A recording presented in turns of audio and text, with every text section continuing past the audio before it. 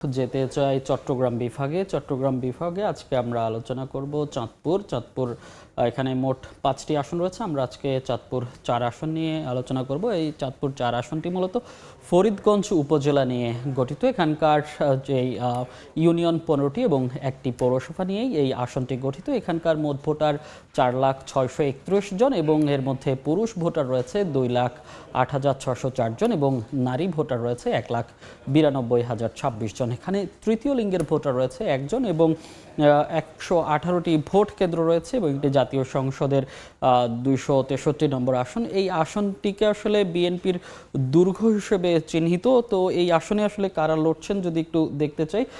বিএনপির প্রার্থী লড়ছেন লায়ন হারুনুর রশিদ। তিনি ধানের শীষ প্রতীক নিয়ে যেই নির্বাচন সেই নির্বাচনে প্রতিদ্বন্দ্বিতা করবেন এবং দাড়িপাল্লা প্রার্থী অর্থাৎ জামাতে ইসলামী থেকে বিল্লাল হোসেন মিয়াজি এবং হাতপাখা ইসলামী আন্দোলন থেকে মকবুল হোসেন, তারা আসলে এই নির্বাচনে লড়ছেন। এছাড়াও জাতীয় পার্টি এবং গণফোরাম সহ অন্যান্য যেই রাজনৈতিক দল আছে তাদেরও আমরা প্রার্থী দেখেছি এবং সেই সঙ্গে কিন্তু বিএনপির যে প্রার্থী হয়েছে তার সঙ্গে কিন্তু বিএনপি থেকে বহিষ্কৃত যে স্বতন্ত্র প্রার্থীও আছে। তো সেই হিসেবে এই যেই বাড়তি সুযোগ সুবিধা সেটি আসলে জামাত পেতে পারে বলে ধারণা করা হচ্ছে। চাঁদপুর 4 আসনের নির্বাচনের হালচাল নিয়ে আরও জানতে সেখানে যাব। সেখানে আছেন আমাদের সহকর্মী ফারুক আহমদ, আমরা তার সঙ্গে যুক্ত হচ্ছি।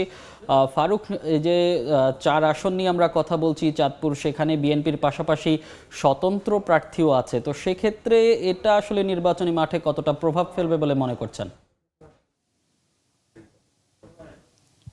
চাঁদপুর জেলার সংসদীয় যে 5টি আসন আছে তার মধ্যে চাঁদপুর 4 অর্থাৎ ফরিদগঞ্জ উপজেলা দিয়ে এই চাঁদপুর 4 আসনটি অতীতের নির্বাচনের চাইতে এবারের ত্রয়োদশ জাতীয় সংসদ নির্বাচন যতই ঘনিয়ে আসছে, প্রার্থী যারা আছেন তাদের সঙ্গে কর্মী সমর্থকদের মধ্যে যেমনটা উত্তেজনা বিরাজ করছে, তার সঙ্গে কিন্তু ভোটারদের মধ্যেও এক ধরনের উত্তেজনা আছে। অর্থাৎ এবারে কিন্তু হাড্ডাহাড্ডি লড়াই। তবে অতীতে যেমনটি আওয়ামী লীগ ছিল তখন কিন্তু এটি বিএনপির দুর্গ হিসেবে পরিচিত ছিল। সেক্ষেত্রে কিন্তু এবার বিএনপির প্রতিপক্ষ হচ্ছে, আর তার সঙ্গে কিন্তু পাল্লা দিচ্ছে জামাত ইসলামী। এই আসনে সর্বমোট 12 জন প্রার্থী তারা মনোনয়নপত্র দাখিল করেছিল। বাছাইতে 6 জন বাদ পড়েছে, এখন মাঠে আছে 3 জন।